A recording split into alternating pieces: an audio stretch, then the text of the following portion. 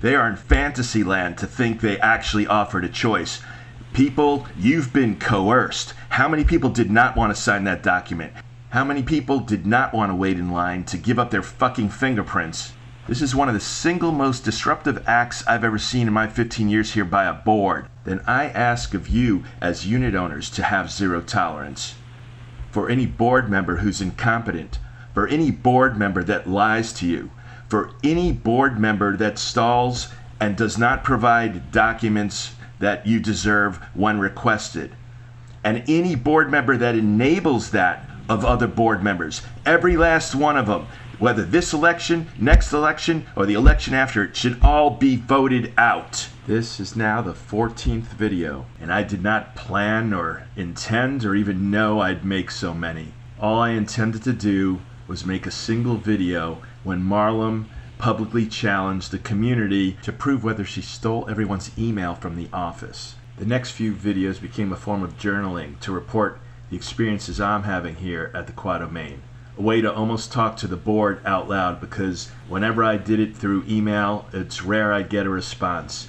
And the few times I might do it public in a board meeting, it would be fleeting at best. Now it's become more than videos. It's a platform. Think of it as a fucking town hall meeting. And now there's nothing left to even say to the board. This is now a platform to talk directly with my neighbors, since it is hard enough to talk to each other. There's no platform to do it on association resources. We're left alone to reach out to each other. Kind of ironic. What kind of sick person would go out of their way to publicly dare anyone else to prove that they're lying? The same one to steal the association email list to reach out in a desperate attempt to hold on to the control she's losing. The same way she controls all the documents in rec, and the same way that she has enablers all around her to let her keep doing it. You want change? You want better? Then the buck stops with you, the unit owner. And with that, let's get started. I'm using a third video to reference, which is now the infamous January 16th posting from Lewis titled The Biometric Access System Update. And I guess it's the gift that keeps on giving, and it has something to do with all his customer service dribble happy talk like it was Julie, the cruise director from The Love Boat.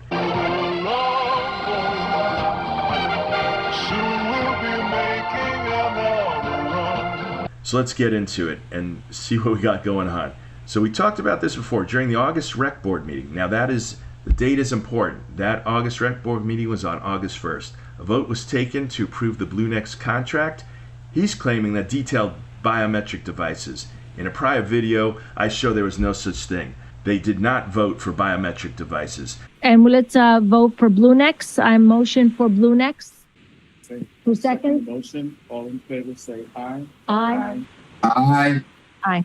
And also, it was never on the agenda. So all of it is BS. And further, you have the former lawyer claiming that the prior board approved it, which is a lie. And I stand by that. Moving on, the real point of why we're returning to this email a third and hopefully last time is the next sentence. It was reviewed via email by the entire board a week prior to the meeting. It was reviewed. The contract was reviewed a week prior. So they've been playing around with it for a week. Well, let's go to the contract. That's not a contract. It's really a freaking proposal until it's signed. Then, yeah, you could call it a contract.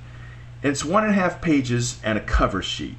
Okay, so here's the cover sheet, yada, yada, yada. And some of you might recall in the past video that I kept referencing this July 31st date. That was a day before the meeting, not a week before the meeting. Okay, so really, getting back to the other document, do you really believe that this was reviewed via email a week prior to the meeting? Fucking bullshit. They received this contract, or proposal rather, a day before the meeting. And look at it, it's just a part list. Look at this. The following inclusions, equipment here, equipment there. They talk about the X-Pass 2 outdoor, which we already showed, isn't even here on the premises. They already switched that out in a change order that was never published. Scope of work, great, run conduit, maglock, test stuff. This is the most shabbiest piece of toilet paper bullshit for a contract.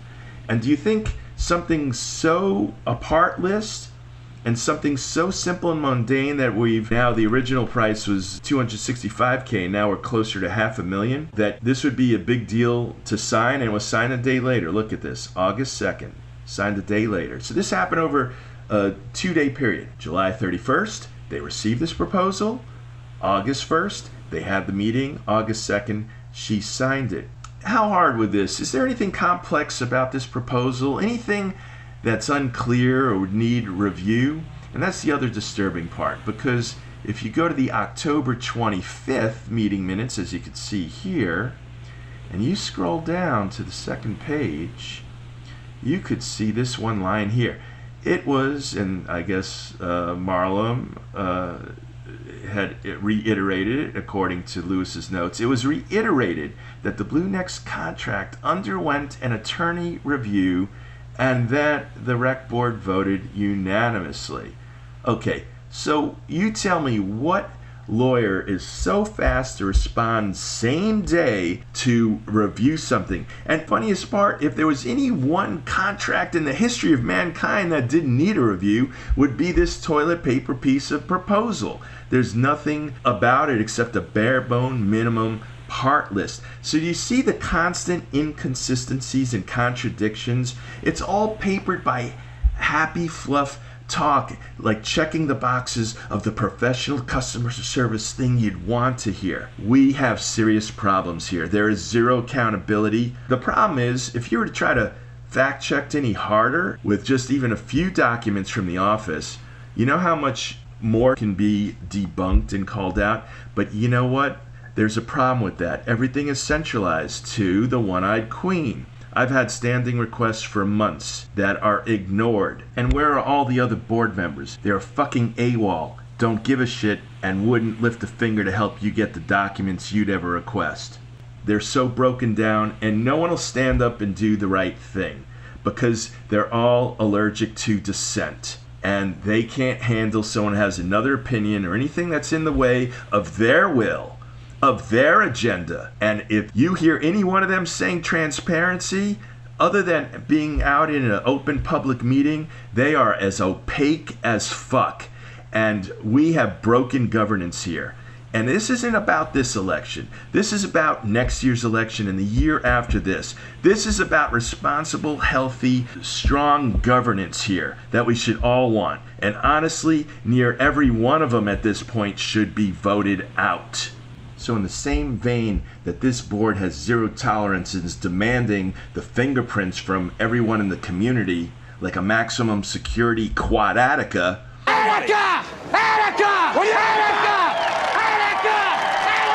and then have the nerve to gaslight us and say they're offering an alternate choice where everyone's parked either on the ground or second level and barring access, forcing everyone to go up to the lobby. Because they know damn well the elderly can't make it up those ramps. No one would go up those ramps with their groceries to the home they've lived in for probably years and years. They are in fucking fantasy land to think they actually offered a choice. People, you've been coerced. How many people did not want to sign that document? How many people did not want to wait in line to give up their fucking fingerprints? This is one of the single most disruptive acts I've ever seen in my 15 years here by a board.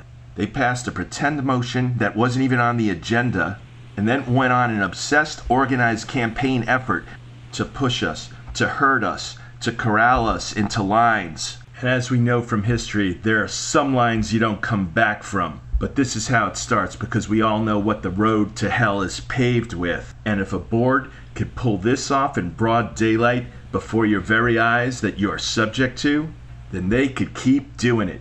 Do anything they want, because they know they could get away with it. And some might be fine with being sheeple or herded like cattle. As for me, thanks, but no fucking thanks. I'll take a rain check on that. To those that want biometrics, fine. I'm happy for you. But to everyone else who believed there were many other options to accomplish virtually the same effect of security, you were coerced by zero-tolerant, micromanaging control freaks who couldn't give a shit less what you thought about it. Then I ask of you as unit owners to have zero tolerance. For any board member who's incompetent, for any board member that lies to you, for any board member that stalls and does not provide documents that you deserve when requested. And any board member that enables that of other board members, every last one of them, whether this election, next election, or the election after it, should all be voted out. And on that note, I'm wishing everyone a great week ahead.